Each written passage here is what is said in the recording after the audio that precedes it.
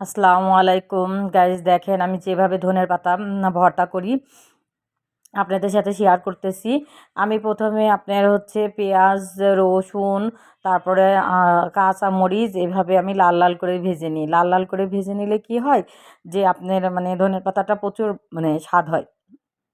তো ভর্তা করার সময় মানে পেঁয়াজটা মানে এরকম লাল লাল করে ভেজে যেহেতু আপনার মনে করেন ধনের পাতাটা, এই যে ধনের পাতা দিলাম, ধনের পাতা দেওয়ার পরে আপনার হচ্ছে তো এই যে আমি করতেছি মানে একদম ভাজা ভাজা করে নেব। তারপরে আপনার একটু দিয়েছি আহ, হলুদের গুঁড়া, তারপরে হচ্ছে আপনার ওই লবণ।